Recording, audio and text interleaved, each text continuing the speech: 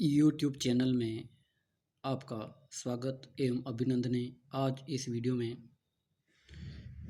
BA द्वितीय वर्ष कला के टॉपिक जो प्रक्षेप हैं वो है केंद्रक या नॉमोनिक ध्रुवीय खमध्य प्रक्षेप। इसको इंग्लिश में जो है नॉमोनिक पोलर जेंथल प्रोजेक्शन के नाम से जाना जाता है। इंग्लिश में जो है आपको यही हेडिंग जो है अपने शीट के ऊपर लिखनी है, तो ये ध्यान देना है आपको। इंग्लिश में ज़रूर इसको आपको लिखना है। तो ये जो है आपको सबसे पहले GNO MO NIC POLAR ZENIT HAL PRO JECT ION ये जो स्पेलिंग है आपको अपनी शीट के हेडिंग में ज़रूर लिखनी है, क्योंकि इंग्लिश में ही आपको लिखनी है। अतः ये जो स्पेलिंग है आपको जो अच्छे से याद रखनी है और ध्यान से अपने शीट के हेडिंग पर लिखनी है। तो सबसे पहले अपन देखेंगे केंद्रक या नॉमोनिक ध्रुवीय खमध्य प्रक्षेप। केंद्रक या नॉमोनिक ध्रुवीय खमध्य प्रक्षेप, ये जो प्रक्षेप है सबसे सरल प्रक्षेपों में से एक है। तो ये आपको अच्छे से याद भी रखना है, क्योंकि संभावना बनती है एग्ज़ाम में आने के लिए, तो आपको ध्यान से इसको अच्छे से समझना है।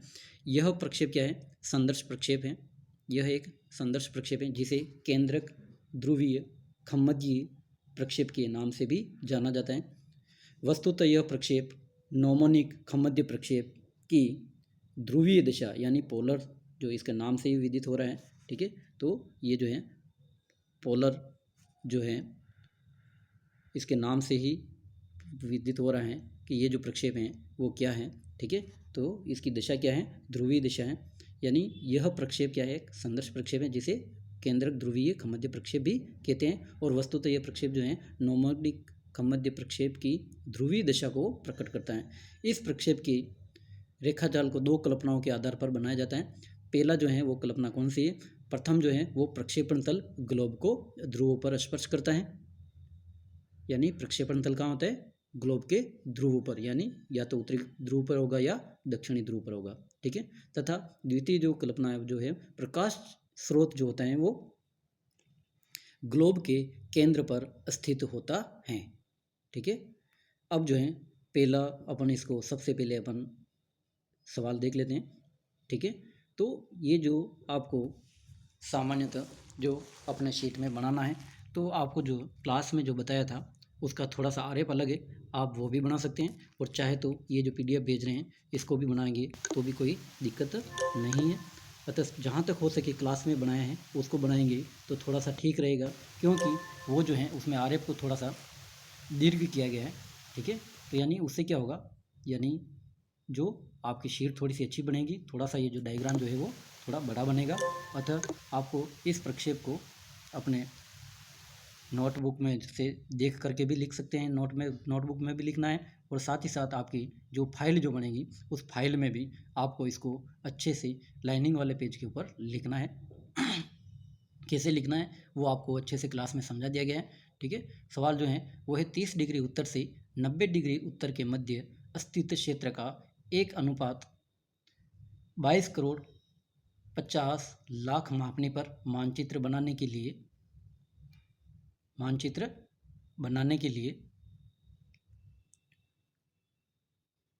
एक ध्रुवीय या नॉमोनिक ध्रुवीय खमध्य प्रक्षेप की रचना कीजिए। और प्रक्षेप में अंतराल कितना रखना है? 20 डिग्री रखना है, ठीक है।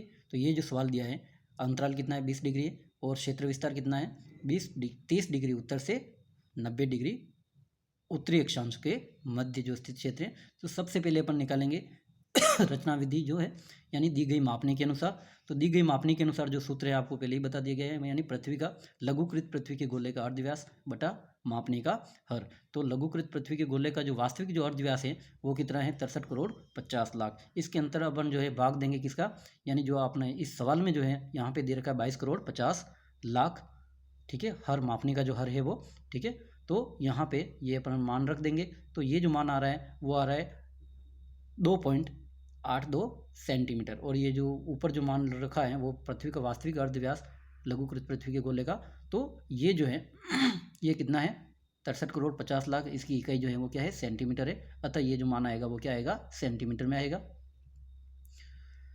अब जो चित्र जो है आपको ये जो है आपको अच्छे से ये दिखाई दे रहा है, तो इसको आपको जो है मैं समझा रहा हूँ। तो ये कैसे बनेगा, तो सबसे पहले अपन देखेंगे, ठीक है।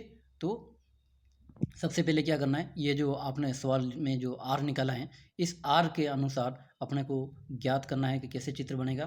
तो सबसे पहले क्या करना है अपने को 2.82 सेंटीमीटर अर्धव्यास लेकर के एक वृत्त का चतुर्थांश बनाना है, यानी ये ऐसे भी कर सकते हो 2.82 सेंटीमीटर की एक रेखा खींचेंगे, और वो जो रेखा खींचेंगे तो उसके ऊपर क्या है इतना ही प्रकार खोल करके 2.82 सेंटीमीटर का और चाप घुमाएंगे।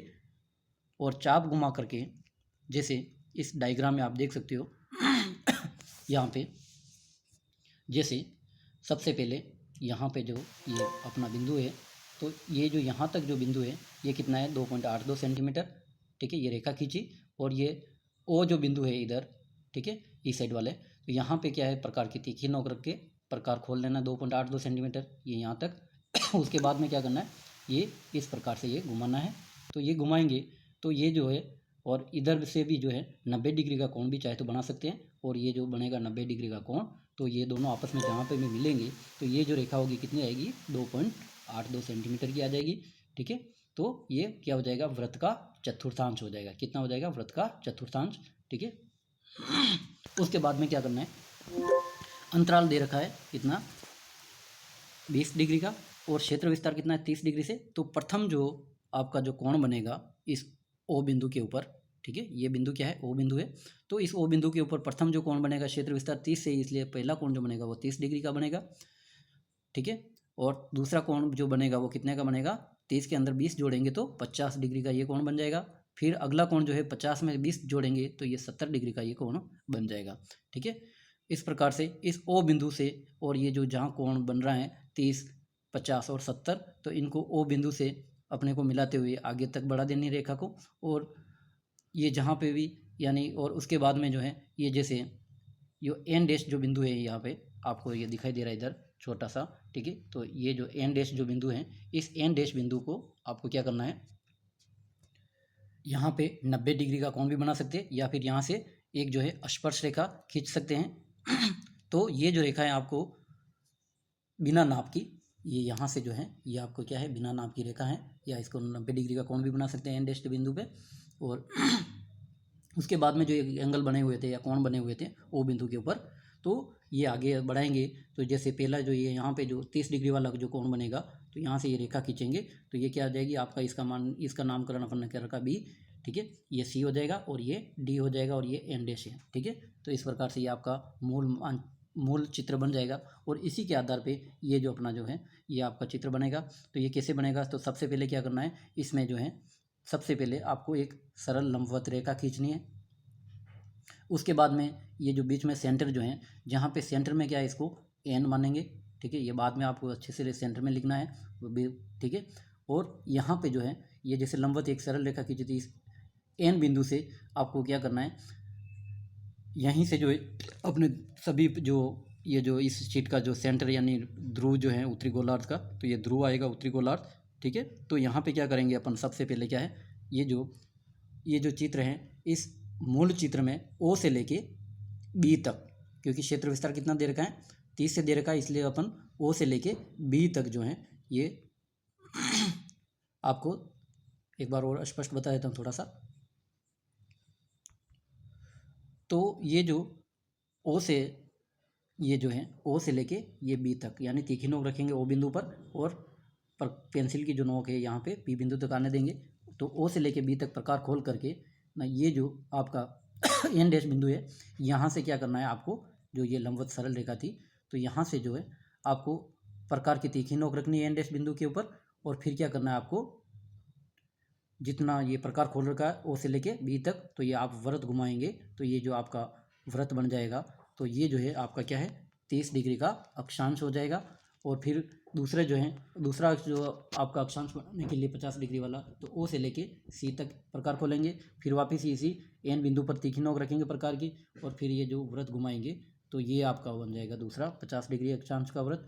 फिर तीसरा जो है वो आपका ओ से लेके डी तक प्रकार खोलेंगे और फिर वापस इसी एन बिंदु पर, तो ये तीसरा अंतिम आपका वृत्त बन जाएगा। इस प्रकार से आपके ये सभी अक्षांश बन जाएंगे। ये 30 डिग्री वाला, ठीक है, और फिर ये बीच वाला ये जो है 50 डिग्री, और ये अंतिम जो है वो 70 डिग्री, और सेंटर में आपका हो जाएगा 90 डिग्री, क्योंकि 20-20 डिग्री का अंतराल है। तो इस प्रकार से आपका ये चित्र बन जाएगा। फिर उसके बाद में क्या करना है, ये जो सेंटर है यहाँ पे जो आपका एन डैश एन जो बिंदु है, यहाँ से आप प्रत्येक और यानी यहाँ पे इस साइड में 0 डिग्री रख देंगे डी का, और फिर 20-20 डिग्री के अंतराल पर, जैसे 20, 40, 60, 80, ये 100, 120, 140, 160 और 180 ये कोण बना देंगे। और इस ओ बिंदु से इसको, ये जो रेखा थी आपकी सरल सीधी सरल जो आपकी, तो इसके इस सेंटर से आप इन सबको मिलाएंगे और इसको आगे बढ़ने देंगे, तो ये इधर वाले स्वतः कोण आपके बन जाएंगे इस साइड में। तो ये जो है आपको क्या करना है, इस प्रकार से ये आपका डायग्राम बन जाएगा। जैसे पहला जो ये जो 20 डिग्री का है, तो इस 20 डिग्री को इस सेंटर से निकालेंगे, तो इस प्रकार से ये आपका एक रेखा बन जाएगी। उसी प्रकार से ये 40 डिग्री वाले को इस सेंटर से यानी एन बिंदु से इसे गुजारेंगे, तो ये आपकी दूसरी रेखा बन जाएगी। इस प्रकार से ये जो इधर वाला जो है वो 40 डिग्री का कोण है, तो इधर वाला क्या है, ये जो आपका 160 डिग्री वाला कोण बन जाएगा। फिर ये जो है आपका 60 डिग्री वाला कोण, तो इसको भी वापस एन से मिलाते हुए इसको आगे बढ़ाएंगे, तो इधर वाला जो है आपका बन जाएगा 120 डिग्री का कोण। फिर इस प्रकार से ये 80 डिग्री वाला एन से ये बढ़ाएंगे, तो ये आगे बन जाएगा आपका 100 डिग्री का कोण।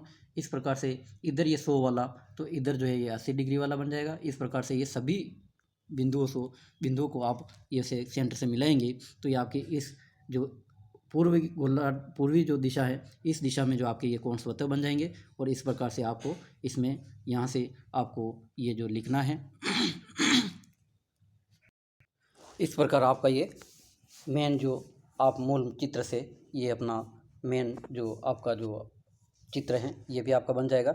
इस प्रकार से आपको सबसे पहला जो ये बिंदु है आपका 0 डिग्री, इधर पश्चिमी गोलार्ध में जैसे 20, 40, ठीक है, ये 60, 80, 100, एक, ठीक है, ये इस प्रकार से ये सभी बनते जाएंगे 120, 140, 160 और 180।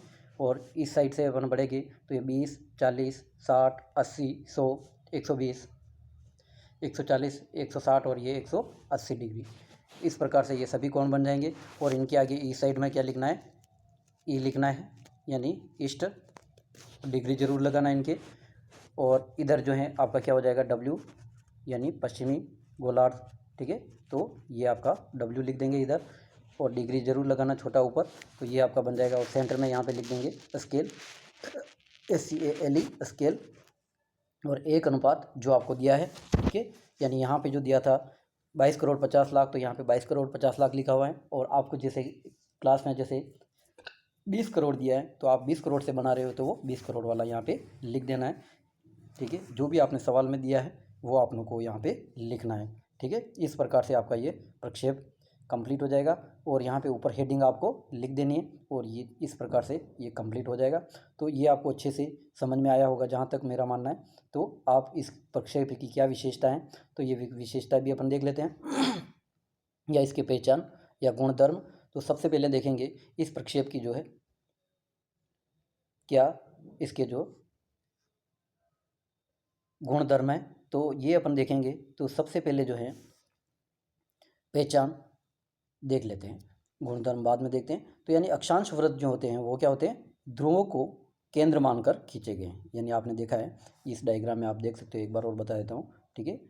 ये जो ध्रुव था, ठीक है, क्या था, ध्रुव, ये क्या था, ध्रुव था। इस ध्रुव से आपको, ध्रुव कहाँ था, ये इसी से सेंटर मानते हुए खींचे गए, ठीक है। तो ये जैसे इस प्रकार से ये इधर सभी जो रेखाएं थी वो कहाँ से, इस सेंटर यानी ध्रुव से ध्रुव को केंद्र मानते हुए खींची गई है। तो ये क्या है, इसकी पहली पहचान है, ठीक है।